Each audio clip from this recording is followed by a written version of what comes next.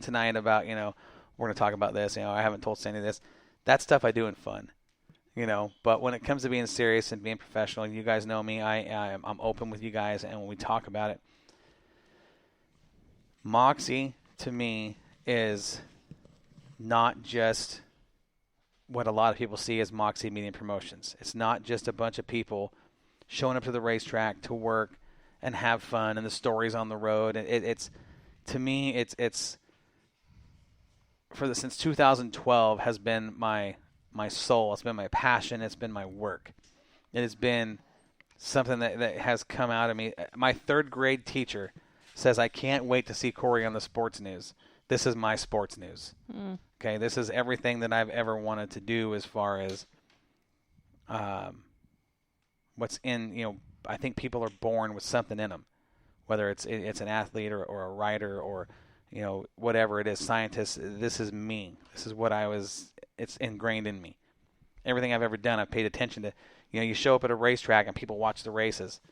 When I was a kid, I was not just watching the races. I was listening to the announcer. I was watching and talking with the track owner and the promoter and putting this all together. This is years and years of putting it together.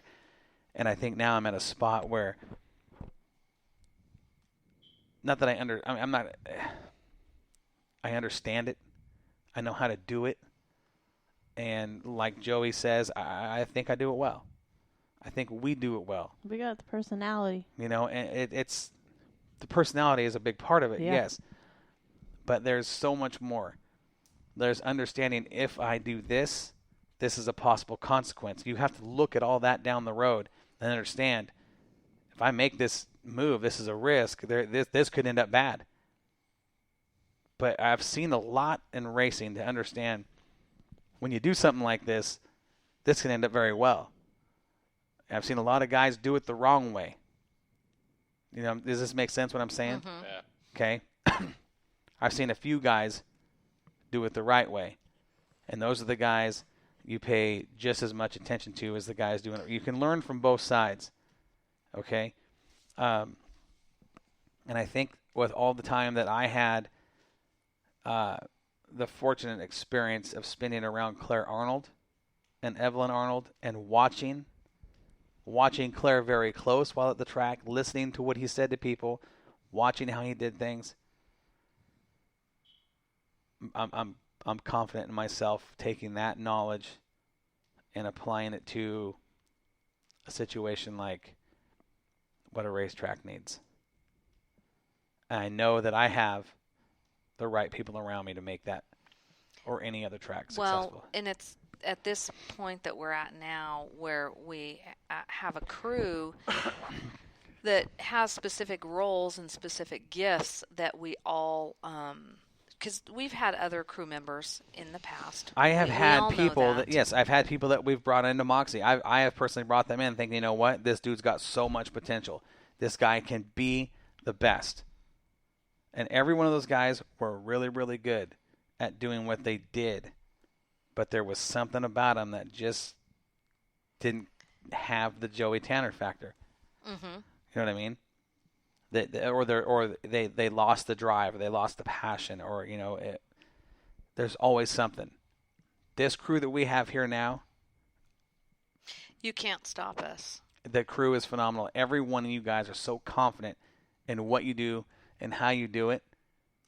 And talented. I don't have to say anything. I don't have to have conversations. It's that I have so much confidence with you guys. Just do what you do, because I know the end product is going to be awesome. Now, when you bring one guy into a racetrack like that, that's phenomenal. That's like putting the best of the best in your seat, or a talent in your seat of your race car as a race car owner. When you bring an entire team that does that, your chances of success have just increased a lot. Well, what's good about being around here with you is you'll have an idea about something that you don't really know what you're talking about. Like about doing the track. When we first started the track, and I said, no, I've done this before, trust me. And you did. Yeah. You said, okay, I can see it in your look. They say, what's this guy going to get me into here? Don't mess it up, That's Dave. the thing. There was a vision there. Yeah. I didn't know how to get to the end of the road on that vision. But the people that I brought in to do that knew exactly. And I'll tell you, learning from Dave and learning from Don Schott was an experience that I will remember for the rest of my life, building this go-kart track out here. It's kind of like a woman building her face in the morning. You get this not too great-looking woman in the morning. Before she's done with that makeup, she's a freaking model. Have you seen models? Well, I have. When they first wake up. Yeah, they're ugly. Dave They're on like, Island, we don't wear makeup. But, you know, here- oh my God, who are you? So the thing about it, here's kind of like what it is. Do you think You just went rogue there, bud. Yeah. Do you think that okay, let me ask you a question. Do you take Steven Spielberg and put him on the screen? Probably not a great actor. Right? But he knows what he's got. He knows how to write. He knows how to put it all together to make a great product. But he has to have the right people to do it.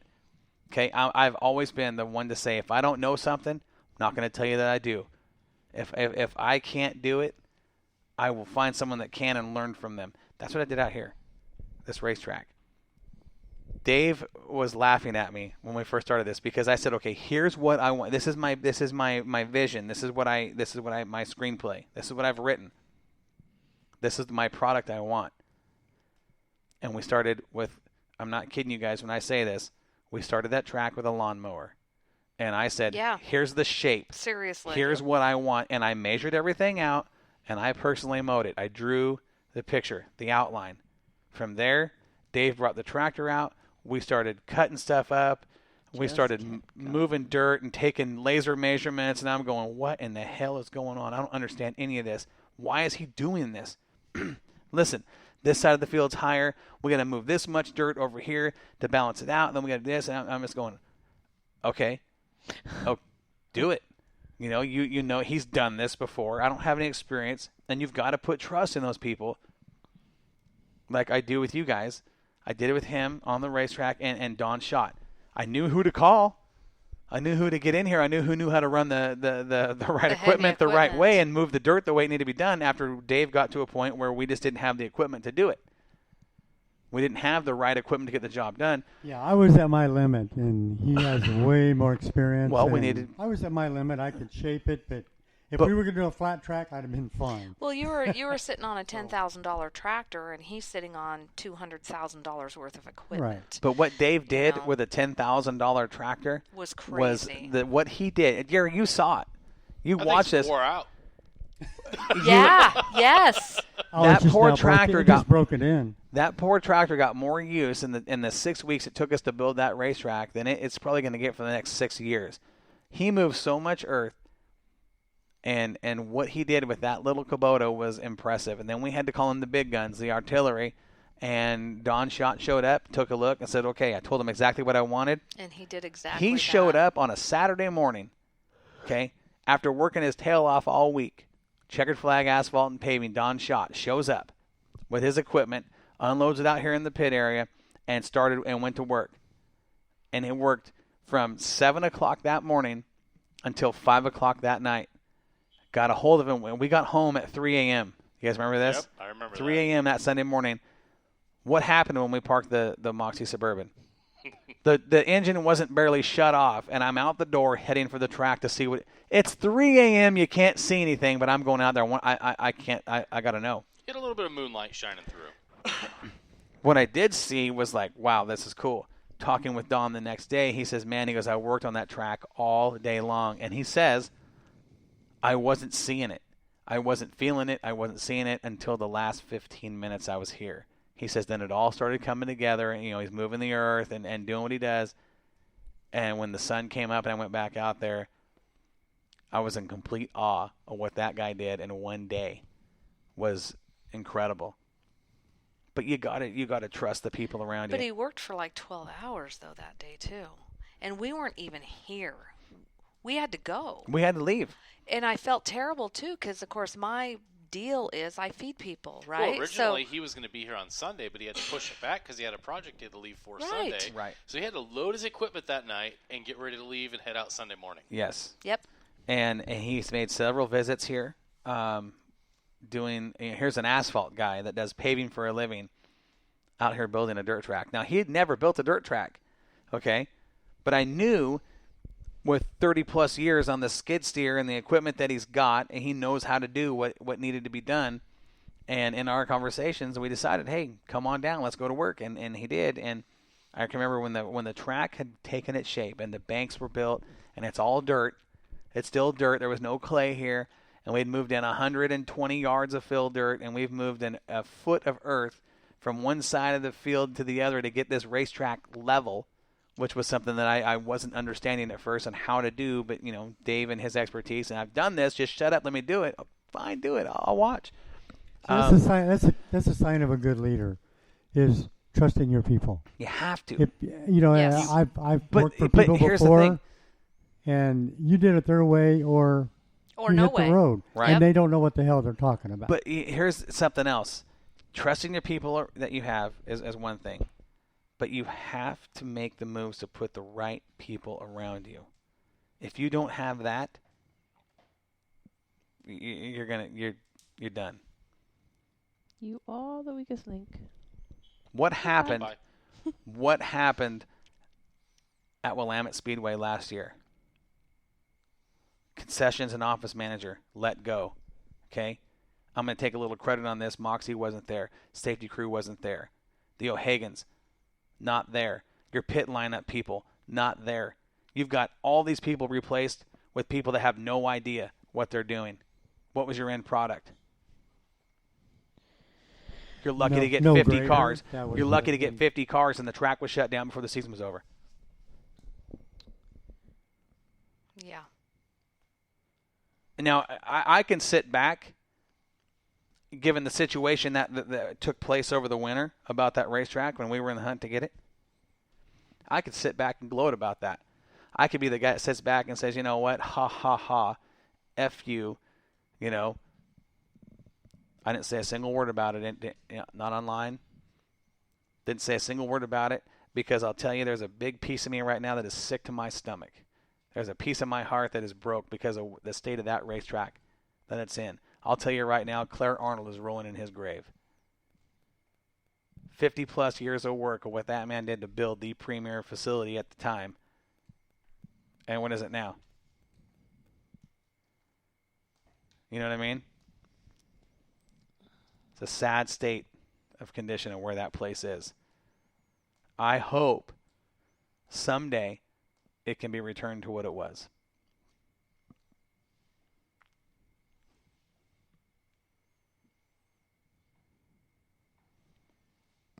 Time will tell. You know what I mean? Happy. Surround yourself with people, that support your vision, which you have. And eventually you get a crew that just works together. And, all the trips down to Southern Oregon Speedway and all of the taco nights here and the new racetrack in the backfield. And what are you doing? This is why we don't play with our phones on the show, Dave. No, See, he just, this isn't building a racetrack. Listen to me. No, he's on Northwest Dirt News. I He's pushed reading. the wrong button. Yeah. Hey, Yeah. I'm West old. I Coast can wide push the open wrong is what I button meant. once in a while. I know how to Um, push your buttons. Let your cell phone go off during the You just talk. got muted.